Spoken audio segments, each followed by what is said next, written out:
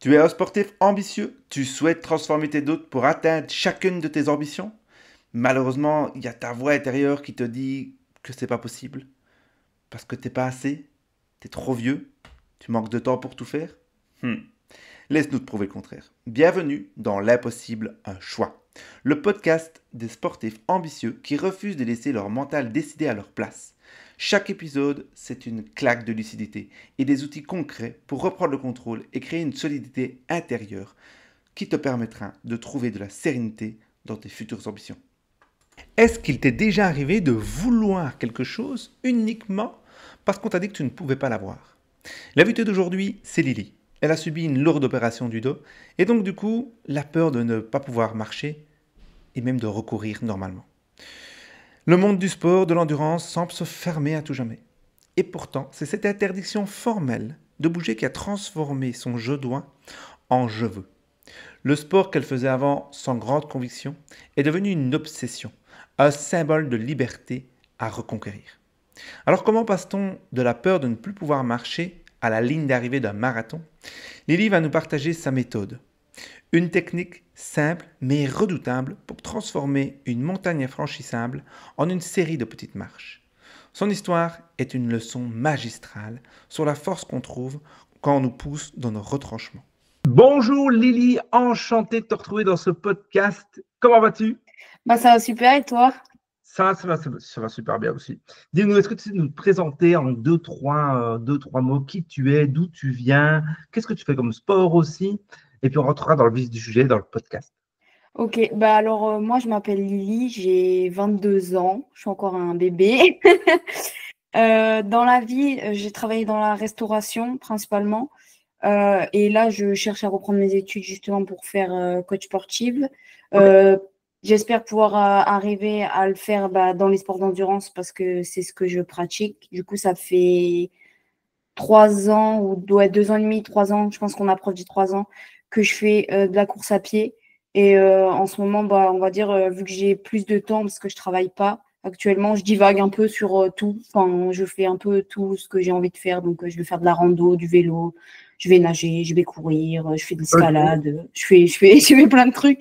Je suis multisport en ce moment. Mais Multisport. sinon, en vrai, j'aime bien. Mon sport principal, c'est la course à pied, mais j'aime bien toucher à tout et je ferme la porte à rien.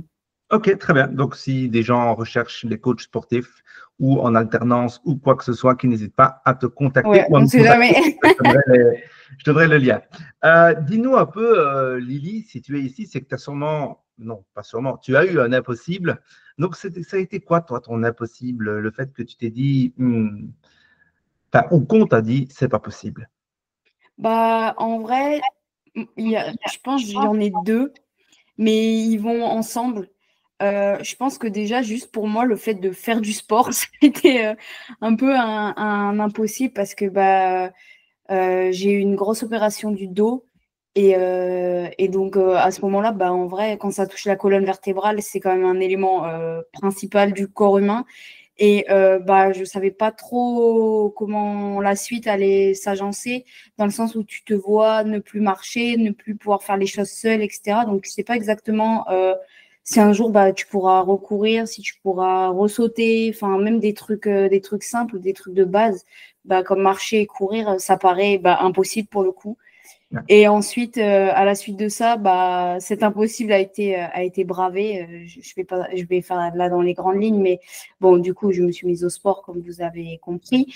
Et après, le second, ça a été le marathon, parce que pour moi, j'étais pas quelqu'un qui pouvait faire un marathon. Déjà, quand je voyais les autres le faire, je me disais qu'ils étaient fous. Et encore plus de m'imaginer, moi, la personne pas sportive, entre guillemets, Bien sûr. le faire, c'était quelque chose, franchement, que j'aurais jamais pensé faire dans ma vie. Là, actuellement, c'est ancré, je sais que je l'ai fait, je sais que j'en suis capable et que je le referai. Mais quand j'ai ne serait-ce que commencé la course à pied, je me souviens que quand j'ai couru mon premier marathon, j'étais au tout début, déjà, je me suis dit comment je tiens 21 km. Et du coup, pendant tout le long, je faisais que me dire, mais il y en a, ils font le double de ça et tout va bien, quoi. Donc ça a été ça, mes deux impossibles que j'ai Ok, rencontrés. ok, excellent, merci, merci pour ton partage. Moi, j'ai envie de revenir sur le tout premier, parce que finalement, c'est celui-là peut-être qui t'a déclenché le fait, bah, comme tu l'as dit, de commencer le sport et qui t'a permis aussi d'entrevoir, si même tu ne le voyais pas encore, le marathon. Et j'ai envie que tu te remettes dans ce moment où tu t'es opéré, dans ce moment où bah, tu ne savais quasiment plus marcher, je suppose, enfin, tu étais opéré du dos, donc forcément, tu étais allongé, etc. Ça a été quoi le déclic de te dire, non, moi, je veux vivre, quoi, je veux pouvoir vivre des expériences, etc. Ça a été quoi le déclic? Bah, je pense que c'est comme pour tout, quand tu es interdit ou qu'on te stoppe de faire quelque chose, tu as encore plus envie de le faire. Ça veut dire que bah, là, je pouvais pas marcher, ma seule envie, c'était d'aller marcher. Je ne pouvais pas faire du sport, ma seule envie, c'était de faire du sport. Alors qu'avant ça, bah, le sport, j'y allais parce que bah, je faisais du basket, mais c'était plus pour les copines. Mais j'aimais ça, mais c'était pas.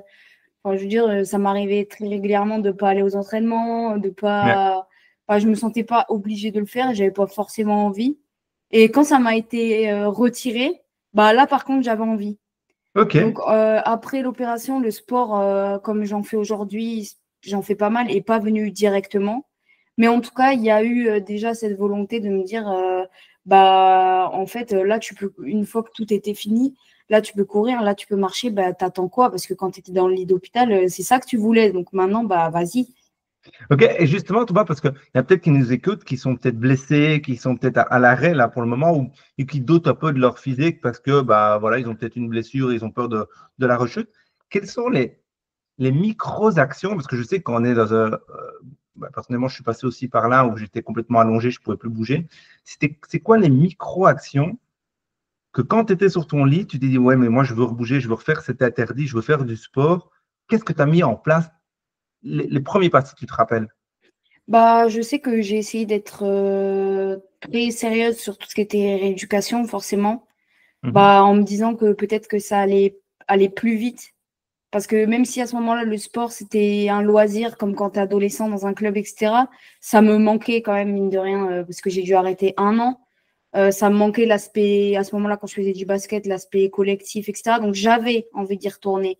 Et donc, ouais, je pense que j'ai essayé d'être le plus sérieuse et de faire le plus confiance à ce que me disaient les médecins, les kinés, etc. Donc, déjà, ça, de prendre la guérison au sérieux, déjà ça. OK. Et ensuite, bah, de pas me mettre dans un schéma négatif. Genre, j'ai vraiment toujours essayé d'être optimiste. J'ai jamais. Déjà, le choix de l'opération, c'est moi qui l'ai pris. OK. On m'a laissé le choix. Et bon, je pense que à cet âge-là, j'avais donc 13 ou 14 ans, il me semble. J'aurais pas réagi pareil si j'en avais 18. Je pense que j'avais un peu d'innocence aussi à ce moment-là et ça a fait que bah, j'ai accepté plus facilement, disons. Euh, mais donc, j'ai toujours eu le choix. Donc, en fait, je pouvais m'abattre. Je pouvais pas m'abattre sur mon sort. C'est moi qui ai choisi. Et si c'est moi qui ai choisi, c'est que je le voulais. Donc, je peux pas regretter. Donc, déjà, à partir de là, toute la négativité, on enlève. Je sais OK. que même si c'était dur, etc., c'était quelque chose de bon pour moi, qui allait me servir. Donc, ouais, toujours rester positif et se dire que dans tous les cas, il y aura le bout du tunnel, quoi. Faut juste mettre bah, des petites actions, comme tu dis. Moi, c'était plus la rééducation, en fait, qui allait me faire avancer. Et le fait, ouais, de ne pas se morfondre, de faire confiance et de continuer à avancer malgré le fait qu'on ait l'impression de stagner. Ouais. Ah, justement, c'est intéressant ce que tu dis ici à la fin, que tu as la pression de stagner. Comment est-ce que tu faisais pour justement repérer que tu évoluais dans cette récupération? Parce que je sais que ben, voilà, quand on est sur un lit et qu'on commence à la rééducation, si même on reste le focus sur la rééducation, il y a toujours un moment de se dire qu'on veut aller plus vite, parce que c'est jamais assez rapide, il faut pouvoir être patient. C'est comment est-ce que tu as, fait justement pour voir ces micro-victoires et là maintenant, avec le recul en plus que tu as, c'est quels sont les premiers résultats que tu t'es dit, ouais, ok, là il y a un véritable changement, il faut que je continue, etc., etc. Bah, je pense que déjà, il faut pas prendre un objectif long terme. Il faut pas avoir directement la fin en ligne de mire. C'est-à-dire, je ne veux pas me dire, OK, bah là, je suis dans 1 an et je reprends le sport. Parce qu'en fait, il y aura tellement de choses entre-temps que vaut mieux découper par petites étapes où tu te dis, OK, bah, il reste cette étape, il reste cette étape, il reste cette étape. Et à la fin, j'arriverai à ça. Un peu comme un jeu au final. J'ai des niveaux et à la fin, j'ai le gain. Ok, Donc, en fait, j'étais plus à me dire, ok, là, à partir de demain, j'ai le droit de manger normalement. Déjà, rien que ça, parce que j'étais sondée ou des trucs comme ça. J'ai le droit de manger normalement. Ok, à partir de demain, j'ai le droit de sortir de l'hôpital, même si c'est en fauteuil roulant. Ma mère, elle a le droit de m'emmener dehors. J'ai le droit d'aller manger où je veux. J'ai le droit d'aller voir mon frère. J'ai plus de droits. Ensuite, aujourd'hui, on va essayer de me relever. Ah, aujourd'hui, j'ai le droit de me laver les cheveux. Enfin, c'est plein de petits trucs comme ça, déjà, sur les semaines d'hôpital qui m'ont fait tenir. Après, forcément, il y a le fait de rentrer à la maison. Ensuite, à la maison, je devais être le plus en fauteuil roulant, mais j'avais le droit de marcher si on me tenait un petit peu, etc. Donc, en fait, c'est toutes ces petites victoires, comme tu disais, mis bout à bout, qui font qu'en fait, tu n'as limite pas l'impression de voir le temps passer parce que tous les jours, tu as un nouveau truc qui peut te faire te raccrocher à ce que tu sais être la fin. Ok, génial, j'adore, j'adore. Excellent. Excellent parce que ça permet vraiment aux gens de se dire, mais en fait, il y a la finalité, comme tu expliquais, pas se voir loin, mais par contre, avoir quand même le chemin de se dire, ok, je sais que je vais jusque là-bas, mais je ne vais pas penser à ça parce que justement, je vais être dans l'impatience, mais je vais penser à aujourd'hui, je vais avoir une micro-victoire. Demain, j'aurai une autre micro-victoire. Et en fait, chaque jour, alors je ne sais pas si c'est d'accord avec moi, mais ça augmente ton estime de toi parce Ouais. que tu te dis à chaque fois, ben, ok, j'ai réussi, quoi. Ouais, j'ai réussi, même si c'est des trucs minimes, mais en fait, quand tu pars de cette situation-là, ou que ce soit une autre blessure ou quoi, t'es un peu réduit à rien parce que tu peux rien faire. Enfin, moi, dans mon cas, je pouvais vraiment rien faire. Donc là, oui, pour le coup, alors je me suis pas considérée comme nulle ou quoi que ce soit, c'était pas de ma faute, loin de là. Donc je sais très bien que voilà. Mais forcément, j'étais capable de rien. Donc quand tous les jours tu rajoutes un petit truc que tu es de nouveau capable de faire, que tu dois réapprendre, au final, oui, ça te mène au bout.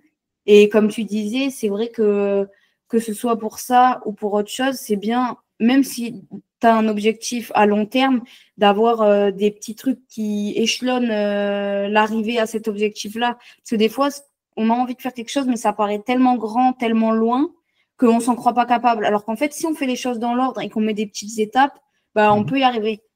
Excellent, j'adore. Merci. Et après tous ces merveilleux petits bons conseils que tu nous donnes, est-ce que tu saurais nous dire le pire conseil que tu as reçu? Ou, alors quand je dis pire conseil, ce n'est pas forcément une action qu'on t'a dit de faire et que tu n'aurais pas dû faire, mais c'est peut-être une parole qu'on t'a dit, une expérience que tu as vécue et que tu t'es dit, mais pourquoi ils m'ont dit de faire ça?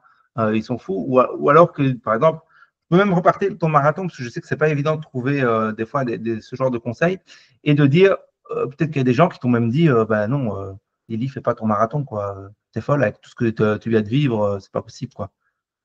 Alors honnêtement, on m'a jamais dit de phrase à proprement parler, genre vraiment quelque chose de dit comme ça qui m'a découragée ou qui était un mauvais conseil. C'est plutôt comment on m'a fait me sentir, on va dire. Dans Ok, le sens où quand on sort d'une grosse opération comme ça, on est vite considéré comme fragile, vulnérable. Il faut pas que tu cours parce que tu vas te faire mal au dos. Il faut pas que tu te baisses. Il faut pas que tu te plies. Il faut pas que tu fasses du gainage. Il faut que tu fasses rien en fait, mis à part le kiné. Mais donc c'est vrai que inconsciemment, que ce soit mes parents qui m'ont d'ailleurs toujours soutenue, mais je veux dire, c'est des parents, donc ça reste logique après une grosse opération comme ça. Ou même, par exemple, à l'équipe de basket et tout, c'était souvent ah, ça va, ah, attention, ah, fais pas ci. Et du coup, forcément, on se dit, ok, attends, je suis si fragile que ça, qu'est-ce que je peux, du coup, ça, je peux pas le faire, ça, je peux pas le faire. Et ça met peut-être en tête qu'il y a des choses qu'on peut pas faire, alors que à l'heure d'aujourd'hui, en fait, je peux clairement tout faire, si ce n'est une roulade avant, quoi. Je veux dire, c'est pas. Donc non, j'ai pas eu de conseils vraiment qu'on m'a donné, qui m'ont découragé, qui ont été mauvais, etc. J'ai toujours été très bien entourée et on m'a toujours comprise et soutenue. Mais par contre, c'est vrai qu'en sortie d'opération, il a fallu que je montre qu'avec un peu de temps, etc., j'étais comme tout le monde et je pouvais faire comme tout le monde et que j'avais pas de fragilité plus que ça à cause de l'opération, qui a fait que ok. me renforcer d'ailleurs, Ouais, au final. je te remercie. Et c'est intéressant ce que tu parles du côté fragile, parce que souvent, les gens qui ne se sont pas fait opérer ou qui n'ont pas passé par cette douleur ou par tout ce que quelqu'un qui est blessé peut passer, ils ont tendance à se dire, ah, il doit être fragile, ah, il faut faire attention, ou eux-mêmes projettent la peur qu'on pourrait se blesser. Euh, et donc, qu'est-ce que tu donnerais comme conseil à ceux qui sont blessés pour prouver à leur entourage, par exemple, parce qu'il n'y en a pas toujours des entourages bienveillants, Hein, souvent, notre entourage veut notre sécurité aussi. C'est pas qu'ils sont malveillants, c'est juste qu'ils veulent notre sécurité et des fois, ils nous étouffent peut-être un peu trop. Qu'est-ce que tu pourrais leur donner comme conseil pour prouver justement qu'ils ne sont pas si fragiles? Bah, je pense que la meilleure des preuves, c'est le passage à l'action. Ok. C'est bah, du coup de faire des choses que eux croient dangereux et qui ne le sont pas, évidemment. Bien sûr. Parce qu'on va pas se mettre en danger. Mais pour montrer qu'en fait, bah, oui, je peux jouer un match entier, oui, je peux faire du gainage, oui, je peux faire de la prépa physique comme tout le monde. Je pense que ça reste par l'action. Parce qu'en fait, si on est capable de le faire, il n'y a pas de raison qu'on ne le fasse pas. Et eux, en voyant qu'on le fait, bah, au fur et à mesure, ça va s'atténuer. Je sais que quand j'ai dit à mes parents que je commençais à courir, que j'allais faire un marathon et tout, ils m'ont même jamais posé la question de mon dos. Ok, excellent. On n'en a jamais parlé. On sait que c'est quand même incroyable d'être passé par là et d'en être là, avec toute l'humilité que j'ai. Mais ça n'a jamais été un sujet par rapport à la course à pied ou quoi, de me dire ah, mais tu étais sûr que tu ne peux pas faire ça. On n'en parle pas du tout. On n'en parle jamais. En fait, Ok, c'est ok. vraiment comme si ça n'existait pas. Comme si j'avais rien. Ouais, mais c'est chouette parce que c'est aussi grâce à toi, tu as construit aussi cette image que tes parents ont de toi. Ils sont comme ils sont, hein. Peut-être qu'ils sont aussi un entourage qui tire très fort vers le haut. Mais je pense aussi qu'il y a cette partie où toi, tu leur as construit cette confiance qu'ils peuvent avoir de toi, que, OK, tu connais mieux ton corps que quiconque finalement, parce que c'est toi qui es dedans et c'est toi qui as tes ressentis. Et donc, tu leur as prouvé que tu savais justement euh, écouter ses ressentis, calmer quand il fallait calmer, forcer quand tu pouvais forcer, etc. Donc, je pense que ça rentre justement dans ma prochaine question, donc c'est génial. Et tu as justement un peu parlé de dire que maintenant c'est devenu une force. Quel a été l'impact de cette opération, de cette reprise de sport dans ton quotidien, dans ta vie? Alors, tu peux parler de ta vie personnelle, tu peux parler de ta vie relationnelle, mais aussi tu peux parler de ta vie professionnelle, pourquoi pas? Je ne sais pas si c'est grâce à ça que tu fais coach sportif aussi, qui sait. Euh, donc voilà, partage-nous un peu quel a été l'impact. Bah, en vrai, je pense que du coup, dans la vie de tous les jours, plus dans le sport, du coup, parce que en vrai, ma vie, elle est vraiment pas mal centrée autour du sport. Bah, ça m'a donné confiance parce que je vois en étant partie de rien quasiment parce que bah, je pouvais plus marcher, j'ai quand même réussi à construire. Bon, pas directement, c'est pas devenu direct que je me suis mise à courir, etc. Mais vu que je sais que par exemple, je m'étais relevée de ça, bah, mettons, quand il m'arrive un autre petit pépin ou quoi, je me dis, mais attends, tu t'es relevé de ça, bah, tu fais la même chose, tu te fais confiance. Tu sais que tu as déjà réussi à faire ça, donc en fait, bah, rien n'est impossible, c'est le cas de le dire, du coup. Excellent. Et du coup, voilà, mais ouais, je pense que c'est vraiment un gros gain de confiance et de résilience, on va dire. Parce que du coup, maintenant, bah, en fait, j'ai pas été blessée depuis, mais je sais que bah, quand même, je pense que ça forge le mental, quoi, parce que je pense que rien ne peut être plus gros que ça, en vérité, à moins qu'il m'arrive quelque chose de très grave, ce que je souhaite pas. Mais, euh, mais donc, ouais, confiance, résilience et apprendre à prendre ce qui vient et à composer avec. Ok, excellent. Merci pour ton partage. Et si tu devrais donner un conseil pratico-pratique qui pourrait que à une personne blessée ou même pas une personne blessée, une personne qui est en train de préparer son marathon, qui n'a jamais fait de marathon et qui se sent super bien même dans sa vie, tu aurais quoi comme conseil à donner si tu avais un petit qui pourrait mettre en pratique dès l'après-podcast ou s'il nous écoute peut-être en courant, de se dire qu'il pourrait même l'appliquer directement comme ça, ce serait quoi? Bah, juste de toujours y croire. Ok, Peu importe ce qui va arriver, si vous êtes en prépa marathon, si vous préparez une autre course, ou juste si vous vous mettez à courir et tout, de toujours croire à ce dont vous avez envie de faire. C'est-à-dire, tu as envie de faire un marathon, bah, tu crois tout le long de ta prépa, crois dur comme fer que tu vas le faire et que c'est possible. Et ok, ça marche pour tout. Parce qu'au moins, tu n'auras pas forcément de moment de découragement. Et je pense qu'à partir du moment où tu te crois capable, tu deviens capable. ok, génial, puissant. Merci, merci pour ce super partage. On va arriver sur la fin du podcast. Et j'aime clôturer le podcast avec, alors bien sûr, une petite conclusion. Donc, tiens, vas-y, fais-nous un peu une petite conclusion justement de tout ce que tu viens de partager. Je sais qu'avec le tips, tu viens déjà de faire une belle petite introduction à la conclusion. Mais si tu devrais conclure en 4-5 phrases, 1-2 minutes, le podcast que tu viens de partager et même toute ton histoire, comment est-ce que tu le conclurais? Bah, que je pense que à travers ce que j'ai vécu moi, donc comme on en a parlé, l'opération du dos, le fait de réapprendre des choses basiques, Mhm. d'être coupé de sport, etc., ça prouve que peu importe par où on passe, et on passe tous par différents problèmes, que ce soit physique, mental, peu importe, il faut toujours se relever, il faut faire confiance au processus et se dire que c'est pas une fin en soi. Enfin, la vie est longue, c'est pas parce qu'il nous arrive quelque chose maintenant que dans un an, ça sera pas mieux et tout n'aura pas évolué et on sait pas de quoi est fait demain. Et donc, il faut se faire confiance, se croire capable, mettre des actions en place et vous allez y arriver. Incroyable. Incroyable. Si j'avais ta sagesse à ton âge, ce serait incroyable. Vraiment, merci. Merci. Ta conclusion, elle est géniale. Elle est vraiment géniale. Tu aurais pour conclure une petite phrase de la fin, comme j'aime bien, un petit mantra comme ça que tu te répètes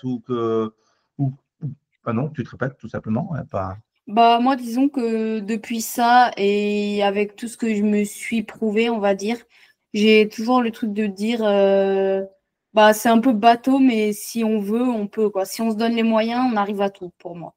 Génial. Après, je parle pas de miracle, parce que ça prend en compte d'autres facteurs, mais des choses où il y a que toi qui as le contrôle dessus. Mhm. Si tu te donnes les moyens, si tu donnes tout ce que tu as pour réussir, tu vas réussir. Super. Bah, écoute, merci Lily pour tout ce partage nué de sens et de sagesse, malgré ton jeune âge, comme tu partageais au début de l'épisode. Un grand merci à toi d'être Merci à intervenu toi. et merci à tous ceux qui nous ont écoutés. Si tu veux laisser, je te laisse le mot de la fin, comme ça. Eh bien, écoute, je vous souhaite une bonne journée à tous. J'espère que mon histoire vous servira et que les conseils vous serviront. Et surtout, bah, n'oubliez pas que vous êtes maître de votre destin, donc vous pouvez tout faire si vous en donnez les moyens.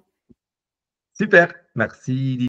Tu viens de prendre connaissance d'une histoire, acquérir un nouvel outil, te prouver que tout était possible.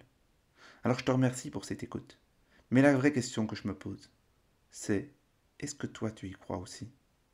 Et qu'est-ce que tu vas choisir? Je te souhaite une très belle journée et je te dis à très bientôt. Ciao ciao.